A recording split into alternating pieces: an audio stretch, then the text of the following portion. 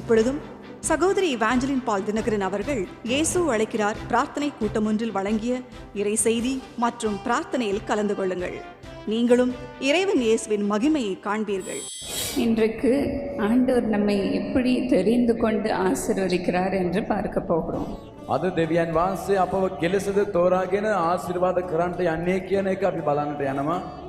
யோவான் 15:16 ஆண்டவர் சொல்லுகிறார், யோவான் 15 වෙනි පරිච්ඡේදයේ 14 වන පදයේ දෙවියන් වහන්සේ කියනවා, நீங்கள் என்னை தெரிந்து கொள்ளவில்லை, නුඹලා මාව තෝරාගත්තේ නැහැ, நான் உங்களை தெரிந்து கொண்டிருக்கிறேன். මම නුඹලාව තෝරාගත්තෙමි. நீங்கள் என் நாமத்தினாலே பிதாவை கேட்டுக்கொள்வது எதுவோ அதை கொடுக்கும்படியாக නුඹලා මාගේ නාමයෙන් පියාණන් වහන්සේගෙන් ඉල්ලන්නේ කිමක්ද? ඒක නුඹලාට ලබා දෙන පිණිස நீங்கள் போய் கனி கொடுக்கும்படிக்கு அந்த கனி நிலைத்திருக்கும்படியாக உங்களை ஏற்படுத்தினேன் என்று சொல்லுகிறார். නුඹලා ගොස් පළදරන පිණිසත් ඔබගේ ඵල සම්පූර්ණ වෙන පිණිස නුඹලාව තෝරාගත්තෙමි කියලා උන්වහන්සේ සඳහන් කරනවා. ஆண்டவர் எதற்காக உங்களை தெரிந்து கொண்டிருக்கிறார்? දෙවියන් වහන්සේ කුමක් උදෙසාද නුඹලාව තෝරාගෙන තිබෙන්නේ? கனி கொடுக்கிறவர்களாக தெரிந்தெடுத்திருக்கிறார். ඵල දරන්නව අයලෙස ඔබ තෝරාගෙන තිබෙනවා. அதற்காக தான் நான் உங்களை ஏற்படுத்தினேன் என்று கர்த்தர் சொல்லுகிறார். ඒ නිසා මා නුඹලාව තෝරාගත්තා කියලා උන්වහන්සේ සඳහන් කරනවා. நாட்கள் பொல்லாதவைகளானபடினாலே காலத்தை பிரயோஜனப்படுத்திக் கொள்ளுங்கள் என்று பவுல் சொல்லுகிறார். කාලේ නපුරු බැවින් ප්‍රස්තාව තදින් අල්ලා ගන්නට කියලා පෞල්තුමා සඳහන් කරනවා. நம்மை சுற்றிலும் எல்லா இடத்திலும் பொல்லாத காரியங்களை கேள்விப்பட்டு கொண்டு வருகிறோம். අප වටා හැම තැනම නපුරු දේවල් ආවද අපට ආරංචි වෙනවා. இந்த காலத்தை நாம் எவ்வளவு அதிகமாக பிரயோஜனப்படுத்திக் கொள்ள முடியுமோ அவ்வளவு அதிகமாக நாம் ஜெபித்து ஆண்டவரிடத்திலே சகாயத்தை பெற்றுக்கொள்வோம். මේ කාලේ කොයිතරම් අපිට පාවිච්චියට ගන්න පුළුවන්ද ඒ තරම්ම යාඥා කරලා අපි ප්‍රයෝජනෙට ගත යුතුයි. நமக்கு கொடுக்கிற ஊழிய பங்கை உடனே ஒப்புக்கொள்வோம். අපිට ලැබෙනා වූ සේවයේ කොටස අපි හරියටම ඉෂ්ට කරන්නට ඕනේ. தயவு செய்து உங்களுக்கு கொடுத்திருக்கிற தருணத்தை விட்டு விடாதிருங்க. කරුණාකර දැන් ඔබට ලැබී තිබෙන අවස්ථාව පැහැර අරින්නට එපා. ஒரு பழமொழி இருக்கிறது, இறைக்கிற கிணறு தான் ஊறும் என்று. ප්‍රස්තාව පිරලුවා තිබෙනා වතුර ගන්ට ගන්ට තමයි ලිඳින් වතුර උනන්නේ කියලා. நம்ம ஆண்டவருக்கு ஊழியம் செய்ய செய்ய தான் ஆவியின் வரங்கள் நம் மூலமாக கிரியை செய்கிறது. අපි දෙවියන් වහන්සේට සේවය කරන්ට කරන්ට ආත්මික දීමනාවල් අප තුළ වැඩි වෙන්න පටන් ගන්නවා. நான் முதலாவது ஊழியத்துக்கு வரும்பொழுது என்னுடைய கணவருடைய தாயார் சகோதரி ஸ்டெல்லா தினகரன் அவர்கள் பேசும்பொழுது நான் அவங்க பின்னால் உட்கார்ந்துருப்பேன்.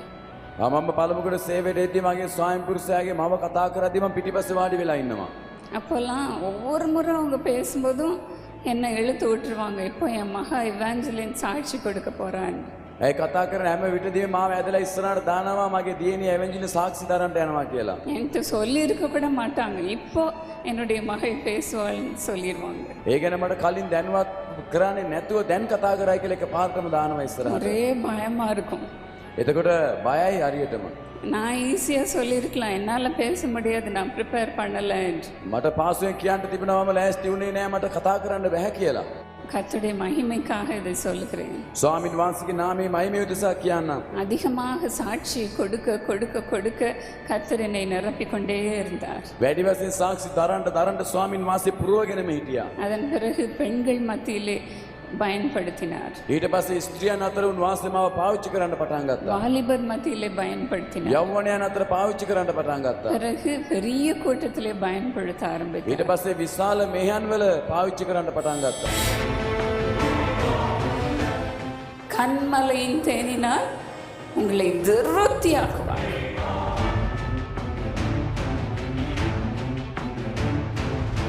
ஆண்டவர் இன்றைக்கு உங்களை ஆசீர்வதிக்க போகிறார். நீங்கள் ஜெபிக்கும் போது ஏசப்பா எனக்கு 2 மடங்கு பரிசுத்த ஆவியை கொடுத்தாரு. அம்சமான யாவர் மீதும் என் ஆவியை ஊற்றுவேன், உங்கள் தலையை எண்ணெயால் அபிஷேகம் பண்ணுகிறார். ஏசப்பா உங்க பின்னாடியும் உங்களை சுத்திலும் அப்படியே அக்னியா இருக்கிறாரு. எனக்கு அபிஷேகம் கிடைக்கணும்னு சொல்லி நான் ரொம்ப ப்ரேயர் பண்ணேன். அதனால ஆண்டவர் இன்னைக்கு எனக்கு பரிசுத்த கொடுத்தாரு. அதுக்கு ஆண்டவர் கொண்டாந்து இன்னைக்கு 2வது நாள் அப்பா இருக்கும்போது பேசுவாங்க, இப்போ நீ அந்த இடத்துல பேசணும் என்று சொல்லுவார்கள். පියායිටි මෙයන් වල කතා කරනවා ඕ නැති නිසා දැන් ඔබ කතා කරන්නට කියලා මට කියනවා. எங்கள் தகப்பன் மரித்த உடனே அந்த அழைப்பு எனக்கு வந்தது. ඒ පියාගේ මරණයෙන් පසුවේ කැඳවීම මට ලැබුණා. என்னால் அதை ஏற்றுக்கொள்ளவே முடியல. ඒ වෙලාවේදී ඒක මට බාර ගන්නට හැකියාවක් තිබුණේ නැහැ. அவ்வளோ பெரிய ஊழியக்காரர் நிற்கிற இடத்துல என்னால் நிற்க முடியாது என்று சொன்னேன். ඒ තරම් උතුම් දේවදාසිකයෙක් හිටියාව තැනක මට ඉන්න බෑ කියලා කිව්වා. ஆனால் என் கணவர் உன்னை கத்து தெரிந்து கொண்டிருக்கிறார், உன்னை பயன்படுத்துவார் என்று சொன்னார்கள். නමුත් ස්වාමීන් වහන්සේ කිව්වා ඔබ දෙවියන් වහන්සේ තෝරාගෙන තිබෙනවා ඒ නිසා උන්වහන්සේ ඔබ පාවිච්චි කරනවා කියලා. இன்னைக்கு பாருங்க 5 லட்சம் ஜனங்கள் முன்பதாக குஜராத்தில் என்னை பயன்படுத்தினார். අද ඇත්තටම කියන්න ඕනේ ලක්ෂ 5ක් ඉන්නා වූ ස්ථානයක ගුජරාත් වල දෙවියන් වහන්සේ මට කතා කරන්න සැලසුවා. அவர்கள் அத்தனை பேரும் அந்த இரவில் அபிஷேகம் பெற்றார்கள். එදින රාත්‍රියේ සියලු දෙනාම දෙවියන් වහන්සේගේ ආලේපය ලබා ගත්තා වුණා. கர்த்தருடைய வல்லமையினாலே நிரம்பி வேலியை தாண்டி குதிச்சு வெளியே விழுந்தாங்க ஒரு சிலர். සමහර අය දෙවියන් වහන්සේගේ ආලේපයෙන් පිරීලා ඕ ඇද වැටිච්ච එක අපිට දකින්න ලැබුණා. ஆண்டவர் என்னை காட்டிலும் அதிகமா உங்களை பயன்படுத்துவார். ඒ වගේ දෙවියන් වහන්සේ මාවත් වඩා අධිකව ඔබ පාවිච්චි කරන්නට යනවා. பலியை காட்டிலும் கீழ்ப்படிதலே நல்லது.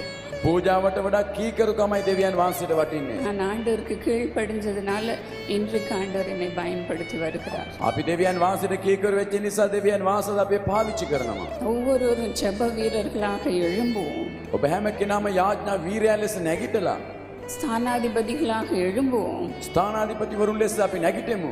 கர்த்தருடைய வீட்டை கட்ட முன் வருவோம் பிரியமானவர்களே. ස්වාමින් වහන්සේගේ ගොඩනගාන්ට ඉදිරියට පැමිණෙමු ප්‍රේමවන්තයනි. அப்படிதான் பிரேட்டோரில் ஒரு சில சகோதரிகள் என்னிடத்துல சொல்லுவாங்க, සමහර සහෝදරයන් මට කියනවා ඇවිල්ලා எனக்கே சுகர் வியாதி இருக்குது, මට දියවැඩියා රෝගය තිබෙනවා.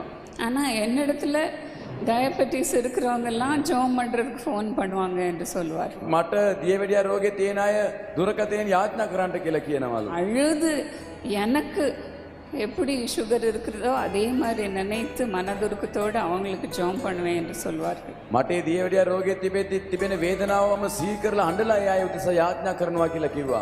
இப்படி தான் ஒவ்வொருவருக்கும் பலவீனம் இருக்கலாம். මේ වගේ හැම කෙනාටම යම් දුර්වලකමක් තිබෙන්න පුළුවන්. நாம மனுஷங்க தானே, හේතුව අපි මනුස්සයන් නේද? ஆடுகள் இருக்கலாம். අපිට දුර්වලකම් තිබෙන්න පුළුවන්. ஆனா அந்த ஊழியத்துல தான் ஆண்டவர் உங்களை பயன்படுத்துவார். නමුත් ඒ සේවයට තමයි දෙවියන් වහන්සේ ඔබ පාවිච්චි කරන්නේ. உங்களுக்கு வியாதி இருக்குதா? ඔබට රෝගේ තිබෙනවද?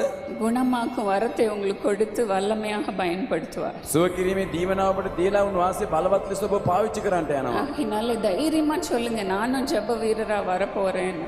ඒ නිසා ඔබ ධෛර්යයෙන් කියන මමත් යාඥා වීරයෙක් වෙන්න යනවා. கர்த்தர் உங்களை வல்லமையா பயன்படுத்துவார். ස්වාමින් වහන්සේ ඔබ බලවත් ලෙස පාවිච්චි කරයි. நாம் பேச ஆரம்பித்த நாட்களிலே சத்தமே வெளியே வராது. මම කතා කරන්න ආරම්භ කරපු දවස්වල ශබ්දයක් එළියට එන්නේ නැහැ. இப்போ கூட உங்களுக்கெல்லாம் கேட்குதோ என்னமோ தெரியல. දැනුත් මේ ඉහළමාල ඉන්න අයට මේක ඇහෙනවද කියලාවත් දන්නේ නැහැ. முதல் நான் பிரசங்கம் பண்ணப்போ சத்தமே ஒருத்தருக்கும் கேட்கல, பின்னால் இருக்கிறவங்களுக்கு. පළමුකට මම දේශනා කරන වෙලාවේදී පිටිපස්ස හිටපු කිසි කෙනෙකුට මගේ ශබ්දය ඇසිලා නැහැ. எல்லாம் கையை அசைச்சு பார்த்தாங்க. හැම කෙනාම මේව පෙන්නලා බැලුවා. எனக்கு இன்னும் பயம் வந்துச்சு. තවත් ලොකු බයක් මට වැඩි වුණා. அப்புறம் எழுந்து நின்றுட்டாங்க எல்லாம். ඊට පස්සේ පිටිපස්සයි නැගිටලා හිටගත්තා. குதிக்கிறாங்க, கேட்கலன்னு. ඔවුන් Tamanට ඇහෙන්නේ නැහැ කියලා උඩ පනිනවා. அப்புறம் என் பின்னால என்னுடைய சகோதரி அக்கா உட்காந்துருந்தாங்க. පිටිපස්සේ සහෝදරියක් වාඩි වෙලා හිටියා. எந்திரிச்சு வந்து என் பக்கத்துல காதுக்குள்ள குசு குசுன்னு சத்தமா பேசு என்று சொன்னாங்க. නැගිටලා ඇවිල්ලා මාගේ කනට කොඳුරලා කිව්වා ටිකක් ශබ්ද නගා කතා කරන්න කියලා. அவ்வளோதான், என் பிரசங்கமே நின்று போச்சு எனக்கு. එතනින්ම මාගේ දේශනාව නැවතුණා. அப்புறம் கடகடன்னு பேசிட்டு ஜெபிக்க ஆரம்பிச்சிட்டேன். ඊට පස්සේ අදිසිය මොනවද කතා කරලා යාඥා කරන්න පටන් ගත්තා. ஆனா பாருங்க, ஒரு சின்ன ஆலயம், මේ වගේ පොඩි දේවස්ථානයක්. வாலிப பிள்ளைகள்லாம் ஜெப நேரத்துல நான் இருமிட்டு ஜெபம் பண்ண ஆரம்பிச்சேன். යවවන දරුවන් යාඥා වෙලාවෙදී යාඥා කරන්න පටන් ගත්තා. ஆனா அந்த பிள்ளைங்க அபிஷேகத்துல துள்ளி குதிக்கிறாங்க. යාඥා කරලා දරුවන් ආලේපයෙන් දැන් නැගිටලා දඟලන්න පටන් ගත්තා. கர்த்தர் அன்றைக்கு அப்படி இறங்கினார். ස්වාමින් වහන්සේ එලෙස මා කෙරේ බැස ආවා. அப்படிதான் ஆண்டவர் என்னை உற்சாகப்படுத்தினார். ඒ වගේ තමයි දෙවියන් වහන්සේ මාව උනන්දු කෙරෙව්වේ. எழும்பி நின்ற பொழுதெல்லாம் கர்த்தர் என்னோடு கூட வந்தார். නැගිට සිටියාව හැම වෙලාවෙම දෙවියන් වහන්සේ මාත් එක්ක හිටියා. அதே போல உங்களுக்கும் ஆண்டவர் செய்வார் பிரியமானவர்களே. ඒ වගේ ප්‍රේමවන්තින් දෙවියන් වහන්සේ ඔබටත් ඒක කරන්නට යනවා. அற்பமான ஆரம்பத்தை யார் அசட்டை பண்ணக்கூடும்? ඒ සුළු ආරම්භයේ කාටද නිඳා කරන්නට පුළුවන්. நாம் கடைசி நாட்களுக்குள்ளே வந்திருக்கிறோம். අපි දැන් අන්තිම කාලයට පැමිණ සිටිනවා. தெரிந்து கொண்ட உங்களை ஆண்டவர் கனி கொடுக்கும்படி செய்வார். තෝරාගත්තා ඔබ දෙවියන් වහන්සේ පළදරන්ට සලස්වන්නට යනවා. இரண்டாவதாக ஆண்டவர் சொல்லுகிறார், என்னுடைய நாமத்தை என் பிள்ளைகள் மூலமாக வெளிப்படுத்துவேன் என்று. උන්වහන්සේ කියනවා මාගේ නාමය මාගේ දරුවන් තුලින් මම එළිදරව් කරන්නට යනවා කියලා. யோவான் 17:6 பாருங்கள். யோவான் 15 වෙනි පරිච්ඡේදයේ 6 වෙනි පදය. நீர் உலகத்தில் தெரிந்தெடுத்து எனக்கு தந்த மனுஷருக்கு உம்முடைய நாமத்தை வெளிப்படுத்தினேன் என்று கர்த்தர் சொல்லுகிறார். ඔබ ලෝකයෙන් තෝරාගෙන මට දුන්නා වූ ඒ සිනකට ඔබගේ නාමය මම එළිදරව් කළා කියලා වචනේ සඳහන් කරනවා. பிதாவானவர் தான் நம்மை தெரிந்தெடுக்கிறார். පියාණන් වහන්සේ තමයි අපිව තෝරාගත්තේ. எபேசியர் 1:4 படி அவர் உலக தோற்றத்துக்கு முன்னே நம்மை தெரிந்தெடுக்கிறார். ඒපීසි පළවෙනි පරිච්ඡේදයේ 4 වෙනි පදය අනුව ලෝකේ පටන් ගැනීමට කලින් උන්වහන්සේ අපිව තෝරාගත්තා. உலகெல்லாம் உருவாகிறதற்கு முன்னமே நம்மை தெரிந்தெடுத்திருக்கிறார். ලෝකයේ ආරම්භ වෙන්න කලින් මවන්ට කලින් උන්වහන්සේ අපිව තෝරාගත්තා. எவ்வளவு பெரிய சந்தோஷம் நமக்கு. කොයිතරම් ලොකු සතුටක්ද අපිට. மற்றவங்களுக்கெல்லாம் கிடைக்காத சந்தோஷம் நமக்கு கிடைத்திருக்கிறது. අනිත් කිසි කෙනෙකුට නොලැබුණා වූ සතුටක් උන්වහන්සේ අපිට දීලා තිබෙනවා. இந்த உலகத்துல கர்த்தருடைய ஊழியம் செய்யறது தான் உயர்ந்த வேலை. ඒකයි ලෝකයේ තිබෙනා උසස්ම තනතුර. அந்த வேலை கொடுக்கிற சந்தோஷம் வேற எங்கேயுமே இருக்காது. ඒ රැකියාවෙන් අපිට ලැබෙන සතුට වෙන කිසි දෙයකින් ලබා ගන්නට බෑ. நான் என்னுடைய பெற்றோரை இழந்த பிறகு ஊழியத்திற்குள்ளே வந்தேன். මාගේ දෙමාපියන් අයිමි වුණාට පස්සේ මම දේව සේවයට ආවා. ஜனங்கள் ஆசீர்வாதம் பெற்று சாட்சி சொல்ல வரும்பொழுது அவங்க சந்தோஷப்படுறாங்களோ இல்லையோ நான் குதிச்சு ஆண்டவரை ஸ்தோத்திரிப்பேன். සෙනඟ ආශිර්වාද ලබා ඉදිරියට පැමිණි සාක්ෂි දරද්දී ඒ අයට සතුටක් තිබෙනවද නැද්ද කියලා මම දන්නේ නැහැ. නමුත් මම සතුටු වෙනවා. இதுதான் ஆண்டவர் நமக்கு கொடுக்கிற சந்தோஷம். මේකයි දෙවියන් වහන්සේ අපිට දෙන්නා වූ සතුට.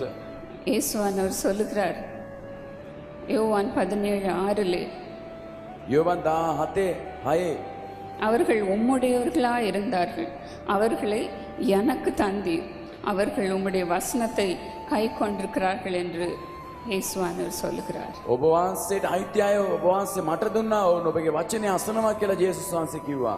நீர் எனக்கு கொடுத்த வார்த்தைகளை நான் அவர்களுக்கு கொடுத்தேன் என்று 8வது வசனத்தில் சொல்லுகிறார். 8 වෙනි පදයේ කියනවා ඔබ වහන්සේ මට ලබා දුන්නා වේ වචනේ මම ඒ අයට ලබා දුන්නා කියලා. நான் அவர்களுக்காக வேண்டிக் கொள்கிறேன் என்று சொல்லுகிறார். මම ඒ අය වෙනුවෙන් යාඥා කරනවා කියලා උන්වහන්සේ කිව්වා. நான் உலகத்துக்காக வேண்டிக் கொள்ளாமல் நீர் எனக்கு தந்தவர்களுக்காக வேண்டிக் கொள்கிறேன் என்று சொல்லுகிறார். මම ලෝකයේ උදෙසා යාඥා නොකොට ඔබ වහන්සේ මට දුන්නු අය උදෙසා යාඥා කරනවා කියලා ක්‍රිස්තුස් වහන්සේ කිව්වා. சில வேளைகளில் ஊழியம் செய்ய போகும்போது நம்மால் எப்படி ஜெபம் பண்ண வேண்டும் என்று கூட தெரியாமல் இருக்கிறோம். සමහර විට යාඥා කරද්දී අපිට යාඥා කරන්නේ කොහොමද කියලාවත් අපි දන්නේ නැහැ. அதற்காக தான் பரிசுத்த ஆவியானவரை நமக்கு கொடுக்கிறார். ඒ නිසා සුද්ධාත්මයන් වහන්සේව උන්වහන්සේ අපට දුන්නා. அவர் நமக்காக பரிந்து பேசுகிறவராக இருக்கிறார். උන්වහන්සේ අප වෙනුවෙන් මැදහත්කාරකම් කරනවා. ஒரு முறை எங்களுக்கு திருமண நாள் வந்த பொழுது எங்களுடைய தகப்பனார் தினகரன் அவர்களிடத்திலே ஜெபிக்க சென்றோம். මාගේ විවාහ දවසේ ලංවේදී පියා දිනකරතුමා වෙතට යාඥා කරන්නට ගියා. நாங்கள் ஒவ்வொரு நாளும் குடும்பமாக ஜெபிப்பது வழக்கம். මම හැම වෙලේම අඬලා යාඥා කරන පුරුද්දක් තිබුණා. அன்றைக்கு என்றைக்கும் நடக்காதது போல நான் ஆவியிலே நிரம்பி அந்நிய பாஷையிலே ஒரு 45 நிமிஷம் பேசிக்கொண்டே இருந்தேன். කිසි දවසක් යාඥා නොකරන ආකාරයට ආත්මයෙන් පිරීලා විනාඩි 45ක් අන්‍ය භාෂාවෙන් යාඥා කළා. எங்கள் பிள்ளைங்க சின்ன 2 வயசு 1 வயசு இருக்கும். சாம் ஷேரன் 2 பேரும் முழங்கால் போட்டு ஜெபம் பண்ணி கொண்டிருந்தார். මාගේ දරුවන් දෙදෙනාටම අවුරුදු 1යි අවුරුදු 2යි ඒ අය දන ගහලා යාඥා කරගෙන හිටියා. அவங்க அம்மா ஜெபம் பண்ணுறத பார்த்துட்டு அவங்களும் அதே மாதிரி டங்ஸில் ஜெபம் பண்ணுற மாதிரி ஆக்ட் பண்ணிட்டு இருந்தாங்க. ඒ දරුවන්ගේ මව යාඥා කරනවා වගේම අන්‍ය භාෂාවෙන් යාඥා කරනවා වගේ රඟපාගෙන හිටියා. கொஞ்ச நேரம் ஜெபம் பண்ணி பார்த்தாங்க. ටික වෙලාවක් ඒ දෙන්නම යාඥා කරලා බැලුවා. அப்புறம் டயர்டாக படுத்து தூங்கிட்டாங்க. ඊට පස්සේ උන් වෙහෙසටපත් වෙලා නිදාගත්තා. நானும் பேசிக்கொண்டே இருந்தேன், என்னால் நிறுத்தவே முடியவில்லை. මම දිගටම කතා කරගෙන හිටියා මට නවත්වා ගන්නට බැරි වුණා. ஜெபம் முடிந்த பிறகு எங்களுடைய தகப்பனிடத்தில் கேட்டேன், என்ன நான் அப்படி ஜெபித்தேன் என்று. යාඥා ඉවරුණාට පස්සේ මම ඇසුවා මම මොනවා ගැනද යාඥා කරේ කියලා. அப்போ சொன்னாங்க, உன்னிடத்துல யாரெல்லாம் ஜெப விண்ணப்பத்தை கொடுத்தாங்களோ அவங்களுக்கெல்லாம் நீ ஜெபம் பண்ணி கொண்டிருந்த என்று சொன்னார். එතුමා කිව්වා ඔබට යාඥා කරන්නට කියලා ඉල්ලීම් ලබා දුන්නා වූ හැම කෙනා උදෙසා ඔබ යාඥා කරා කියලා කිව්වා. அவருடைய பிரச்சனையை சொல்லி சொல்லி ஆண்டவர் மனதுருக்கத்தோடு உன் மூலமாக ஜெபித்தார் என்று சொன்னார்கள். ඔවුන්ගේ ප්‍රශ්න කියලා දෙවියන් වහන්සේ අනුකම්පාවෙන් පූර්ණව ඔබ තුලින් යාඥා කරා කියලා කිව්වා. அப்போதான் நான் அறிந்து கொண்டேன், அதனால்தான் நான் அழுது அழுது கண்ணீர் விட்டு ஜெபித்திருக்கிறேன் என்று. ඒ විටයි මම දැනගත්තේ ඒ නිසා තමයි මම අඬලා කඳුළු සලලා යාඥා කරේ කියලා. என் சட்டையெல்லாம் நனைஞ்சிருச்சு. මාගේ ඇඳුම් සියල්ල තෙමිලා ගියා. எங்கள் தகப்பன் சொன்னார், உன்னுடைய சகோதர சகோதரிகளுக்கும் கூட நீ ஜெபம் பண்ணியிருக்கிற என்று சொன்னார்கள். වගේ ඒ පියා කිව්වා ඔබගේ සහෝදර සහෝදරියන් උදෙසා පවා ඔබ යාඥා කරලා තිබෙනවා කියලා. ஆண்டவர் கொடுக்கிற அந்த வியாக்கியான வரத்தின் மூலமாக நான் எப்படி அந்நிய பாஷையிலே ஜெபித்தேன் என்பதை அவர்கள் மொழிபெயர்த்தார்கள். දෙවියන් වහන්සේ දුන්නා මේ දීවනා අනුව අන්‍ය භාෂාවෙන් මම යාඥා කරේ කොහොමද කියලා එතුමා පරිවර්තනය කළා. அதுபோல நீங்கள் தைரியமாக ஆண்டவருக்காக உங்களை ஒப்பு கொடுங்க. ඊට පස්සේ ධෛර්යයෙන් දෙවියන් වහන්සේ වෙනුවෙන් මාව බාර කළා. நீங்கள் ஒன்றுமே பாடுபட வேண்டிய அவசியம் இல்லை. කිසි දෙයක් ගැන බය වෙන්න අවශ්‍ය නැහැ. அதனால தான் இயேசுவானவர் சொல்லுகிறார், என் நுகம் என்னுடைய சுமை மெதுவாக லகுவாக இருக்கிறது என்று. ඒ නිසා ක්‍රිස්තුස් වහන්සේ කියනවා මාගේ වියගහ නුඹට පහසුය කියලා. இயேசுவானவரும் அப்படிதான் பிதாவினிடத்திலே ஜெபிக்கிறார். ජේසුස් වහන්සේ එලෙසයි පියාණන් වහන්සේට යාඥා කළේ. 11ஆம் வசனத்தில் சொல்லுகிறார், நீர் அவர்களை உம்முடைய நாமத்தினாலே காத்து கொள்ளும் என்று. 11 පදයේ වහන්සේ කියනවා ඔබගේ නාමය කරනකොටගෙන මේ අයව රැක බලා ගන්නට කියලා. கர்த்தருடைய நாமத்திற்குள்ளாக வரும்பொழுது நாம் சுகமாக தங்கி இருக்கிறோம். දෙවියන් වහන්සේගේ නාමය තුළට අපි ඇතුල් වෙන වෙලාවෙදී සුවය අපට ගලාගෙන එනවා. நீதிமொழிகள் 18:10 அதை தான் நாம் பார்க்கிறோம். හිතෝපදේශයේ 18 වෙනි පරිච්ඡේදයේ 10 වෙනි පදයේ අපි මේක දකිනවා. கர்த்தருடைய நாமத்திற்குள் ஓடி வரும்பொழுது நாம் சுகமா இருக்கிறோம். ස්වාමින් වහන්සේ නාමය තුළට අපි පැමිණෙන වෙලාවෙදී සුවය අපට පැමිණෙනවා. யாக்கோபின் தேவனுடைய நாமம் நமக்கு உயர்ந்த அடைக்கலமாக இருக்கிறது. යාකෝබ්ගේ දෙවියන් වහන්සේගේ නාමය අපට උස්සු බලකොටුවක් වෙනවා. அது நமக்கு அடைக்கலம், பலன், அனுகூலமான துணையாக இருக்கிறது. උන්වහන්සේ අපට සරණ ශක්තිය සහ උන්වහන්සේ අපගේ පිහිට වූ දෙවියන් වහන්සේ ලෙස සිටිනවා. ஆகையினால் தான் இஸ்ரவேல் ஜனங்கள் யோனத்தானை பார்த்து சொன்னார்கள், யோனத்தானுக்கு கர்த்தர் துணையினருக்கு அவன் காரியத்தை நடப்பித்தான் என்று. ඒ නිසා ඉස්රායෙල් සෙනඟ යෝර්දාන් දේශ ගමන් කරද්දී උන් කියනවා ස්වාමින් වහන්සේට ආරක්ෂා වුණා. ඒ නිසා උන් පසු කරගෙන ආවා කියලා. நீங்க ஊழியம் செய்யும் பொழுதெல்லாம் கர்த்தர் கூட வருவார். ඔබ දෙවියන් වහන්සේගේ සේවය කරද්දී දෙවියන් වහන්සේ ඔබත් එක්ක ගමන් කරනවා. இயேசுவானவர் பிதாவை வேண்டிக் கொள்ளும் பொழுது இந்த காரியம் நடக்கிறது. ජේසුස් වහන්සේ පියාණන් වහන්සේට යාඥා කරද්දී මේ දේ සිදු වුණා. நான் ஊழியம் ஆரம்பித்த பொழுது ஷாரன் என் வயிற்றில் இருந்தால் ரொம்ப பலவீனமாக இருந்தேன். මම සේවය ආරම්භ කරද්දී මම දරුවෙක් ප්‍රසූති කරන්න හිටපු නිසා දුර්වලව සිටියා. பெண்கள் மத்தியில் ஊழியம் செய்யும் பொழுது ஜெபித்து விட்டு கடைசியிலே தனித்தனியாக எல்லாருக்கும் ஜெபிப்பதற்காக ஒரு சேரை போட்டு உட்கார்ந்தேன். සහෝදරයන් තුළ සේවය කරලා අන්තිමට එකෙක්නාව පෞද්ගලිකව යාඥා කරන පිණිස පුටුවක් දාලා වාඩි වුණා. அப்போ முதல்ல வந்த ஒரு சகோதரி, நீ அங்கிள் தினகரனை போய் கூட்டிட்டு வா என்று சொன்னாங்க. පළමු යාඥා කරන්න ආපු සහෝදරිය කිව්වා අංකල් දිනකරන්න ගිහලා අඬ ගහගෙන ඉන්න කියලා. போய் தினகரன் அங்கிளை கூட்டிட்டு வான்னு ஒரே சத்தம். ගිහලා දිනකරන අංකල් අඬ ගහගෙන ඉන්න කියලා මහත්තනින් කෑ ගැහුවා. அவங்க தான் எனக்கு ஜெபம் பண்ணணும். ඔව් තමයි මට යාඥා කරන්න ඕනේ. எப்படி இருக்கும் பாருங்க. කොහොම තියෙදි කියලා හිතලා බලන්න. எனக்கு அவ்வளோதான், உடம்பெல்லாம் வேர்த்துருச்சு. ඒ කතාව ආපු ගාව මට දාඩිය දාන්න පටන් ගත්තා. அது அவங்க பேசல, அவங்களுக்குள்ள இருந்த பிசாசு பேசுச்சு. ඇය තුළ සිටියාව යක්ෂයයි කතා කළේ. உடனே ஒரு மெல்லிய சத்தத்தை கேட்டேன் நான். එතකොට මගේ කනට හීන් හඬක් ඇසුණා. மகளே, இயேசுவின் நாமத்தை சொல்லு என்று. දුවේ ජේසුස් වහන්සේගේ නාමය සඳහන් කරන්න. அவ்வளோதான், எனக்கு எங்கேருந்து தான் தைரியம் வந்துச்சோ தெரில. இயேசுவின் நாமத்தினாலே வாயை மூடிட்டு பேசாம போ என்று சொன்னேன். මට කොහෙන් ධෛර්යයක් ආවද දන්නේ නැහැ. ජේසුස් වහන්සේගේ නාමයෙන් කටවාගෙන යමන් කියලා කිව්වා. அதுவரை பாருங்க, நாக்கு அப்படியே கீழே வரைக்கும் இங்கே வரைக்கும் நாக்கு தொங்கிட்டு ஒரே சத்தம் போட்டு அந்த பிசாசு அப்படியே வாயை கையை வச்சு மூடிட்டு கீழே தடால்னு விழுந்தது. ඊට පස්සේ ඇයගේ දිව දික් කරගෙන අතින් කට වහගෙන එතලෙසම එතනම බිම වැටුණා. இதே ஆண்டவர் உங்களோடும் கூட இருக்கிறார் பிரியமானவர்களே. ඒ දෙවියන් වහන්සේ ඔබත් එක්කත් ඉන්නවා ප්‍රේමවන්තයනි. நாம செய்ய வேண்டியது இயேசுவின் நாமத்தை சொல்ல வேண்டியது. අපි කළ යුතු එකම දේ නම් ජේසුස් වහන්සේගේ නාමය සඳහන් කිරීම පමණයි. இதுக்காக தான் அவர் இயேசுவின் நாமத்தை நமக்கு கொடுக்கிறார். මේ නිසා තමයි ජේසුස් කියන නාමය උන්වහන්සේ අපට ලබා දී තිබෙන්නේ. ஆண்டவர் சொல்லுகிறார், என்னை அல்லாமல் உங்களால் ஒன்றும் செய்ய முடியாது. උන්වහන්සේ කියන මාගෙන් තොරව නුඹලාට කිසි දෙයක් කරන්නට බෑ. நமக்காக உயிரே கொடுத்த தேவன் நம்மை ஊழியத்திலேயும் கனி கொடுக்கும்படி செய்வார் பிரியமானவர்களே. අප වෙනුවෙන් තමගේ ජීවනය කැප කළා වූ දෙවියන් වහන්සේ උන්වහන්සේගේ සේවයේදී අපි පළදරන්නට සලස්වන ප්‍රේමවන්තයනි. ஒரு சிநேகிதனை போல தன்னுடைய உயிரே நமக்காக கொடுத்திருக்கிறார். උන්වහන්සේ මිතුරෙක් වගේ උන්වහන්සේගේ ජීවිතය අප වෙනුවෙන් පූජා කරලා තිබෙනවා. இன்றைக்கு நீங்கள் கேட்கிற காரியத்தை கொடுக்காமல் இருப்பாரா? අද ඔබ දෙවියන් වහන්සේගෙන් ඉල්ලන දේ උන්වහන්සේ නොදී සිටීද? நாம ஜெபிப்போமா? අපි යාඥා කරමුද? எல்லாரும் எழும்பி நின்று இன்றைக்கு கர்த்தர் கொடுக்கிற வரங்களை பெற்றுக்கொள்வோம். අපි හැම කෙනාම නැගිට සිට අද දෙවියන් වහන්සේ දෙන්නා වූ දීමනාවල් අපි ලබා ගනිමු. கர்த்தர் உங்களை தெரிந்து கொண்டிருக்கிறார். දෙවියන් වහන්සේ ඔබ තෝරාගෙන තිබෙනවා. உலக தோற்றத்திற்கு முன்பாகவே தெரிந்தெடுத்திருக்கிறார். ලෝකේ මැවීමට ප්‍රථමයෙන් ඔබ තෝරාගෙන තිබෙනවා. நீங்கள் மிகுந்த கனிகளை கொடுப்பீர்கள். ඔබ මහත් ඵල දරන්නට යනවා. மிகுந்த கனிகளை கொடுப்பீர்கள். මහත් ඵල දරන්නට යනවා. ஹalleluya. හාලෙලූයා. ஹalleluya. හාලෙලූයා. நீர் அப்படியே உமது பிள்ளைகளை நிரப்பி கொண்டிருக்கிறதற்காக உமக்கு ஸ்தோத்திரம். දෙවියන් වහන්සේ ඔබගේ දරුවන් ඔබ වාසයේ පුරවන නිසා ඔබට ஸ்தோத்திரம் அப்பா. ස්තුති පියාණනි. உமக்கு நன்றி. ඔබට ස්තුති ස්වාමීනි. எல்லாரும் ஒருவராவது சும்மா இருக்க கூடாது. දැන් කිසි කෙනෙක් නිකන් ඉන්නට එපා. அனைவரும் கர்த்தரை ஸ்தோத்திரம் பண்ணுவோம். හැම කෙනාම දෙවියන් වහන්සේට ස්තුති කරමු. அவர் செய்ய நினைத்தது தடைபடாது. දෙවියන් වහන්සේ කරන්න සිතන කිසි දෙයක් බාධා නොවන්නේය. சகலத்தையும் செய்ய வல்லவர். ඔවුන් වහන්සේ අන්තිම දක්වා කරන්න බලවන්තයි. பொக்கிஷத்தினால் நிரப்புவீராக. ස්වාමීනි ස්ථිර වස්තුවෙන් මේ අය පුරවන්න. நிரப்புவீராக. පුරවන්න ස්වාමීනි. பொக்கிஷங்கள் நிரம்பட்டும். වස්තුවෙන් මේ අය පුරවන්න ස්වාමීනි. நன்றி. ස්තුති. நன்றி. ස්තුති. நன்றி அப்பா. ස්තුති ස්වාමීනි. வேலை இல்லாதவர்களுக்கு வேலை தாரும் அப்பா.